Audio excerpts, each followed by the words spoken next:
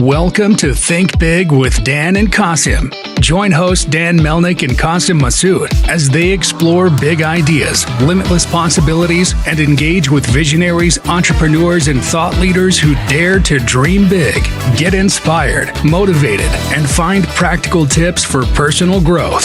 Think big, dream bigger, and ignite your potential. All right, welcome to Think Big with Dan and Qasim. And if you want to go ahead and introduce yourself, tell us where you live and what you do for a living. Okay, well, my name is Henriette, and I'm living in the south of Spain. And I am the brand director for our watch brand called Obaku. We have our head office in Hong Kong, and we have a sales office here in Spain, and one in Denmark, and one in the US. Awesome. So can you just tell me how the idea for this watch brand came about? Sure. Well, actually, it's a family company. The brand was started in 2007 by my father, actually. So I'm the second generation. So our mother company is called Captivate Watches, and we produce watches for many, many different brands around the world. And in 2007, we decided to make our own brand based on all the knowledge that we have about the Danish designs and the watch industry. So we put all that knowledge together and launched our own brand. So how did your father come up with this idea or even get into the watch industry in the first place? Oh, in the first place, well, that's many people. Like for him, he was working in a department store in the 70s, and he was the head of watches and photo albums and the Game Boy games in the 70s. And then he started importing all sorts of stuff, and that wasn't common back then in Denmark to import directly from Asia. So he started importing and selling to retailers, and then slowly, step by step, he started his own watch production company. That's amazing. So obviously being in the watch industry is very competitive. So how do you stay on top of your competition? Oh, I think, there is a lot of competition. That's absolutely true. And today, one of the main competitors, for telling the time is your phone. Everybody has, I don't know, are you wearing a watch? Yeah, I am. Oh, good. I'm so happy. But a smartwatch, or is it a real watch? It's a real watch. I mean, it's nice. Timex, yeah. I'm really happy to see that, because when you look around on the street today, a lot of people are not wearing a watch, or they're wearing a smartwatch. Right. In general, right now, the watch industry is doing very well for the very expensive Swiss watches, because people will invest in a watch and wear that. Whereas our fashion group watch segment is definitely feeling the impact of either no watches or smartwatches. So how are we staying on top of the competition, or how are we competing? It's for us, it's all about doing what we're good at and focusing on what we're good at and narrowing in on what we're good at. So we are really, really strong in Scandinavian Danish design. So constantly having the new products that are coming out, we come out with new products twice a year, constantly making sure that we're developing something new, but not too extravagant, so it stays within our design line. So we have our own design language, and I think that's what makes us different from Timex, who has its own design identity, or any other brand. So our niche within our design identity is where we're strong, and which is where we excel. That's awesome. But do you focus more on the US market or European market? Where are most of your customers located? Well, we have we sell our watches in 60 countries around the world, in more than 4,000 points of sale. We have our own distribution in the US from North Carolina. So it's well spread out. We're well represented in the US, in the Middle East, in Asia, and in Europe. So is most of your business retail or direct to consumer? What does that look like? Yeah, so we are a traditional company in the sense that we come from the manufacturing side. We were born from this manufacturing company, and we had all the contacts in the watch industry, which enabled us to open distributors in 40 countries, totaling covering 60 countries, because some distributors have more countries. So we're definitely strongest in retail. And we have our distributors who then distribute to watch stores in each country. And we are not strong enough. We're not good enough. We're not clever enough yet on the D2C market. We would love to. We have experimented with it, but we haven't done as well as we should. What have your experiments looked like? Have you tried like Facebook, TikTok, Instagram? What does that look like? Yeah, so we've done a lot. We've burnt our hands many times. Burned a lot of money on online advertising, on influencers, on many different attempts in finding our way. That being said, we have two avenues, like one that we're doing ourselves and then one through our distributors. So our distributors will also do the advertising locally in their own countries. But for us, for the D2C, we've had an agency to handle our online ads, focusing on specific markets. We've put a lot of efforts into developing relationships with certain influencers, but unfortunately, we haven't seen the results that we were desiring. Makes sense. So like who is an ideal customer though for your brand? It is when we envision it in our marketing, it's a 42-year-old woman working in an office. We have women's and men's watches, and of course the equivalent of it would be the male version of what I just said.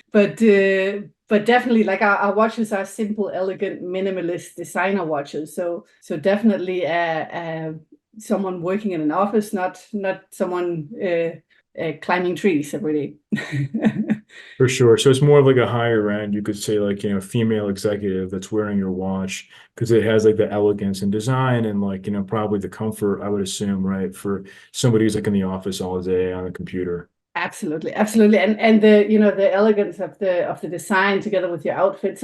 And you said higher end. It is, our designs look higher end. If you look at them, you would think if it said Cartier on here, the price tag would be completely different.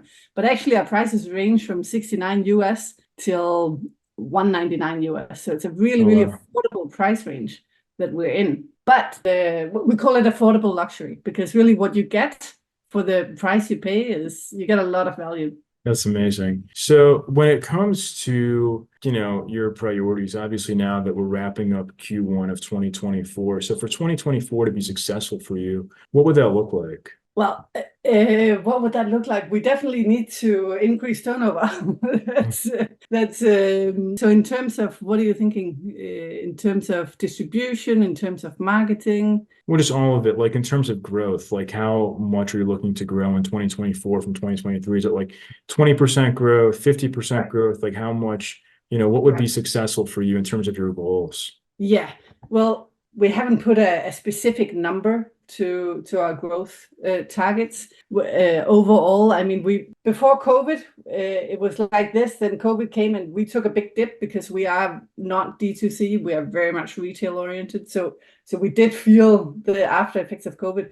Now we have a war in Europe. We have inflation rates going crazy, and we have many other factors that say that okay, we're not quite stable yet. So we're wanting to stabilize, basically. So essentially that you're still trying to get back, so you could say pre-COVID numbers and get back to that path of traction that you had before COVID because of the whole retail effect. Maybe even like the shift, even after COVID, people moving more towards e-commerce. Absolutely. Yeah. So we're trying new ideas. Like we're trying, for example, we do see traditional watch retailers. We see less traditional watch retailers in the market in general. So we're trying different avenues as well, where we're putting our watches into, for example, a chain of jewelry stores that only sell jewelry. But some of our watches are like a piece of jewelry, where you've got the genuine diamond in there, and this whole story of a really affordable watch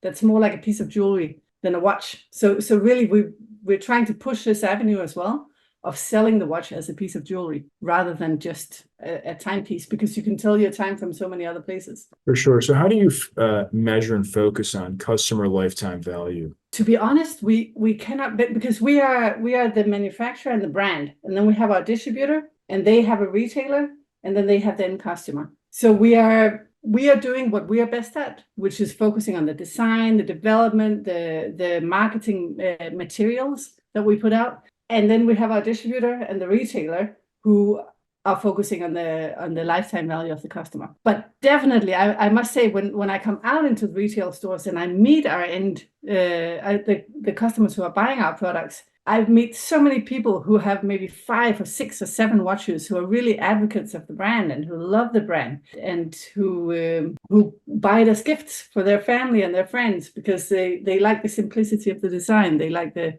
price point, they like what they have. So essentially, it's kind of like, as you said, right, like earlier, is that you're coming out with new designs, a couple times a year, and that's kind of getting people more interested in buying more product. But do you also sell like, accessories for people? We have we have ventured a little bit into jewelry items at one point. What we experienced is that we do have a line of jewelry that we've made in cooperation with another brand. But what we find is that our strong point is watches. Makes sense. So definitely that's where we're good, that's where we have the expertise, and that's where we focus. Makes sense. So in 2024, many companies are going towards using things like AI in their business. So is AI part of your business? And if not, where do you maybe think AI could add value in 2024? Right. Well, for us, like I think for most everybody else, we're using ChatGPT for SEO, for texts, for newsletters, for many other things.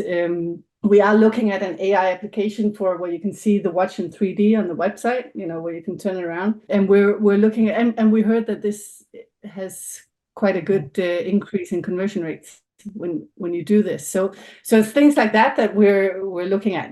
But I don't know. Do you have ideas for where else we can? Well, maybe maybe I've seen some brands use it like a chat function, especially if you're selling globally. It's kind of this 24/7 support. People have questions about the product, where they can find it, maybe certain materials, things like that. Absolutely. Like I said before, unfortunately, we are not very strong in D2C. As soon as we manage to, we are of course working on this constantly, because once we do get people in, they do convert. So I mean, we have something they want. We need to figure out the right way to make it feasible to get more people in. But we don't have enough volume right now to make that feasible. Makes sense. What would you say? Yeah, that makes sense. Like, what would you say is the one biggest piece of advice that you wish you knew before you joined this company? Oh my goodness! Wow.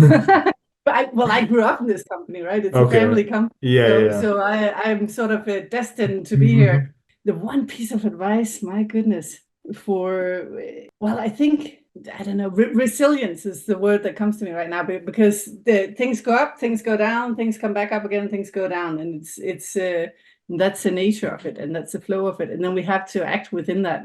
So you're saying it's constant, iteration, pivoting, reacting to the market, and making sure that essentially doing whatever it takes to stay relevant and to be successful, even with COVID, unexpected things. Absolutely. Yeah, absolutely. And how to, and to accept that sometimes the external factors work in your favor, sometimes they don't. And then we navigate within that, and then we have to react upon it, right? That makes sense. So if we're going to have this conversation again in 1 year from now, where do you see things going for Obaku? Well, definitely, I would like to be further with our D2C project. Definitely, I would like to have more traction there. I'm hoping we've found some new exciting avenues as well to expand our retail business. Like I said before, like going into maybe a jewelry chain or something like this to sell the watch more as a piece of jewelry than just a watch. So alternative distribution channels.